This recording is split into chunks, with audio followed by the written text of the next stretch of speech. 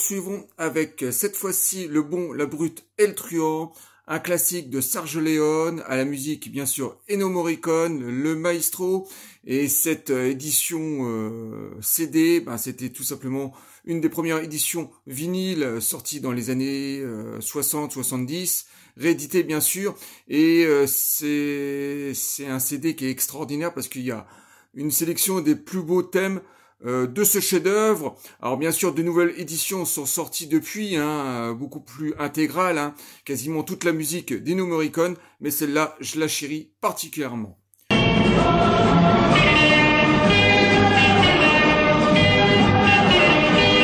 Ensuite, l'Empire contre-attaque, cette fois-ci l'édition spéciale, donc les nouvelles versions sorties en 97, en double CD, dans son édition simple, parce qu'à l'époque, la musique était ressortie en collector, et là on a plein de titres inédits qu'on n'avait pas sur les vinyles d'époque, bien sûr. Donc c'est magistral, on est dans le deuxième épisode, on est beaucoup plus dans la gravité, beaucoup plus dans l'émotion aussi. Donc voilà, John Williams bien sûr dans ses meilleures œuvres, l'Empire contre-attaque, édition spéciale. On poursuit avec un film avec David Bowie, Labyrinthe, un film de Jim Henson, cet artiste, cet artisan qui a beaucoup œuvré à la télévision et dans les films. Et là, on est dans un film d'heroic fantasy, de fantastique, de science-fiction, enfin voilà, ça part dans toutes les directions, et la musique est de Trevor Jones, donc un très bon compositeur, qui nous avait déjà gratifié d'une magnifique BO sur Dark Crystal. Là, il reprend à peu près les mêmes rênes, la même attention en tout cas sur ce film, sauf que c'est un peu plus pop, tout simplement parce que David Bowie vient marquer ce score de son empreinte avec des chansons pop très enfantines mais très accrocheuses, donc c'est super fantaisiste, et c'est une très belle BO pour un film que j'aime particulièrement, Labyrinthe. No one can blame you. On poursuit avec un CD double, cette fois-ci, Flashdance et Fame, réunis sur le même CD. Alors, les deux éditions vinyles d'époque réunies sur ce CD. Et les musiques, c'est marqué années 80, on est totalement dans le même registre. Fame, on est plus dans la symphonie, et Flashdance plus dans la musique pop, bien sûr. Giorgio Moroder a œuvré sur quelques chansons de Flashdance, et ces deux musiques bien sûr sont réunies parce que ce sont deux films musicaux tout simplement, et en plus on a les deux éditions vinyles d'époque.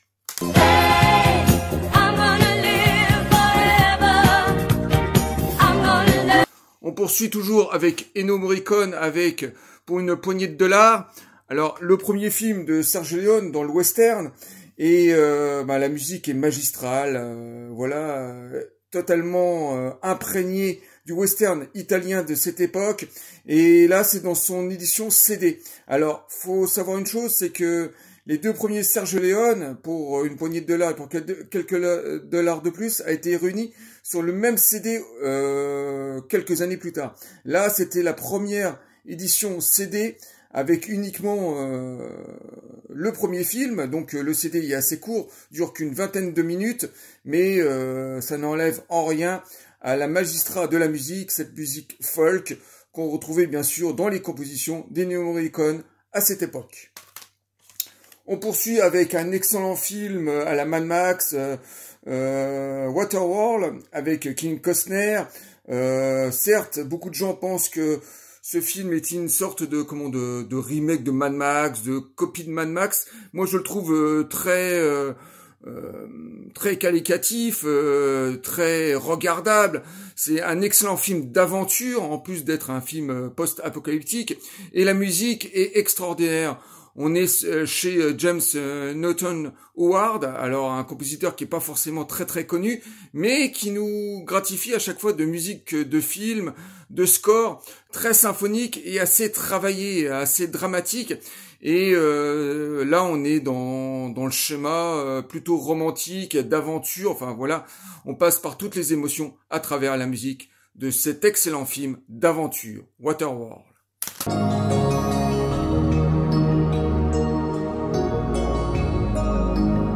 Ensuite, un film fantastique, plutôt sympathique, je dirais pas un chef-d'œuvre, un film de Rodriguez, The Faculty, et la musique est plutôt passable. C'est beaucoup, sur ce CD, en tout cas sur l'édition CD, il y a beaucoup de chansons pop, assez secondaires, très peu de thèmes symphoniques, donc voilà, pas besoin d'aller plus loin. Un CD plutôt facultatif sur un film tout à fait sympathique. Ensuite, Ennio Morricone sur un de ses deux plus grands films, La Chèvre, Les Fugitifs, j'avais oublié aussi Les Compères, donc la trilogie de Vladimir Cosma, et puis de Francis Weber bien sûr, et la musique est extraordinaire, c'est extrêmement folk, extrêmement enjoué, très peu de musique symphonique, c'était pas le but de ces comédies, mais Vladimir Cosma dans ses plus grandes œuvres folk. Donc 3 classiques pour 3 musiques emblématiques. Ensuite, une compilation assez rare de John Barry sur les films d'action et d'aventure.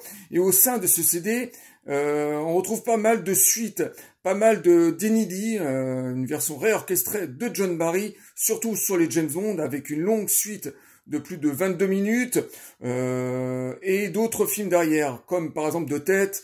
Il me semble qu'il y avait Danse avec les loups, Le Spécialiste avec Stallone et Zulu aussi, un grand classique des années 60, un grand film d'aventure humaniste.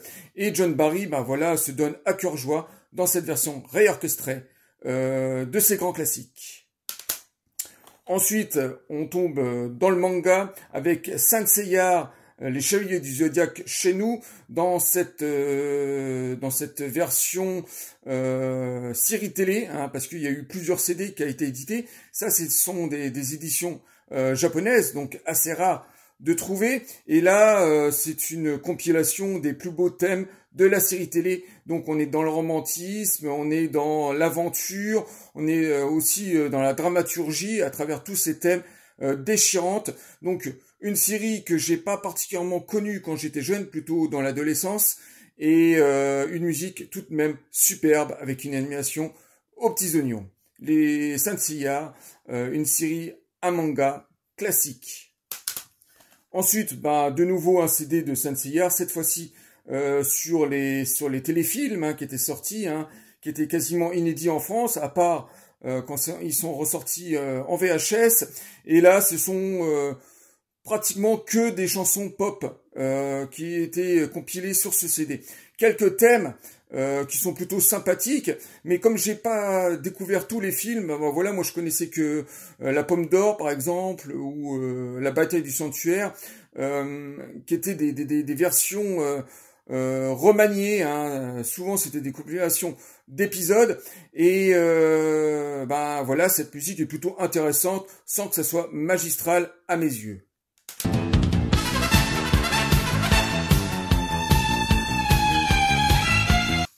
Ensuite, de nouveau un manga avec Macross Plus, et je trouve que la musique de ce film est extraordinaire. Alors c'est pas vraiment un film, c'est une mini-série de 5 épisodes. Ça fait suite bien sûr à la toute première série qui était passée à l'époque sur la 5, Robotech, et ça se passe plusieurs années plus tard, bien sûr.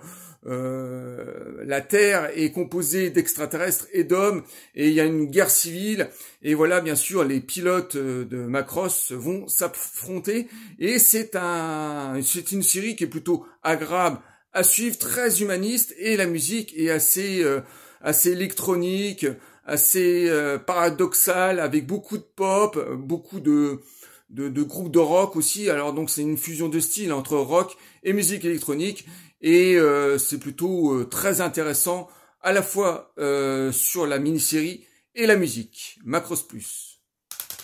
Ensuite, James Bond, avec une des plus belles musiques, je dirais plutôt secondaire pour moi, Les Diamants sont éternels. C'est de nouveau John Barry, bien sûr la composition, mais peut-être pas forcément sa meilleure musique. C'est une musique à l'image de John Barry, le romantisme, bien sûr, et c'est un score assez novateur pour ma part, parce qu'il y a pas mal de folk aussi qui se mélangent. En tout cas, un James Bond relativement moyen, le dernier de Sean Connery, peut-être le plus bas, le moins intéressant, pour une musique qui s'enregistre grâce à son générique. Les Diamants sont éternels, tout de même à collectionner.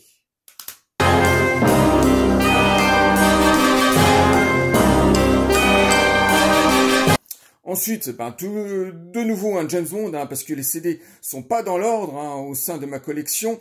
Dr No, là cette fois-ci, on est dans le générique de John Barry pour le James Bond thème, bien sûr. Et ensuite la musique, est partagée entre la folk et le free jazz, et c'est une musique très intéressante, tout simplement parce que c'était le tout premier James Bond, un grand film.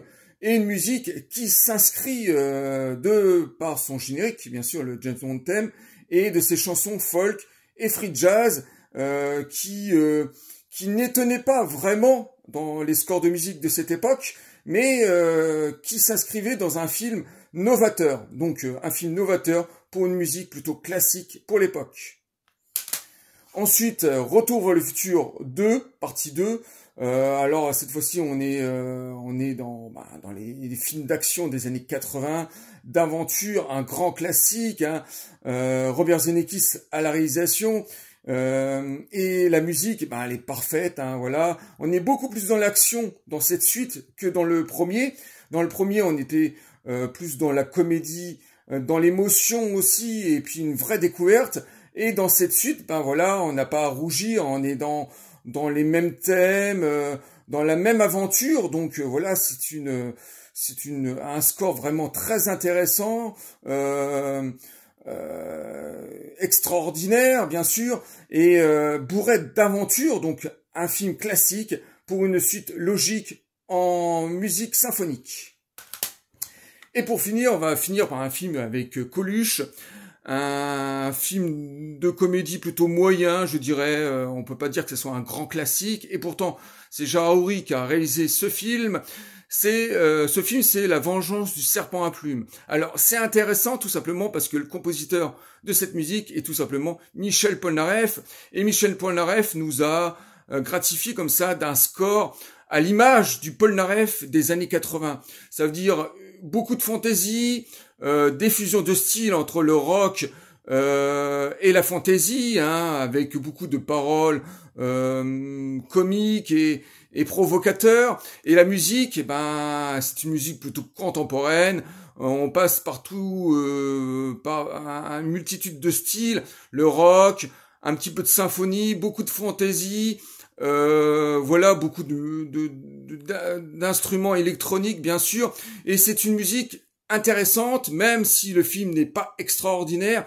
Il faut le posséder uniquement quand on est un grand fan de Michel Polnareff, bien sûr. Et le couteau à la hanche, elle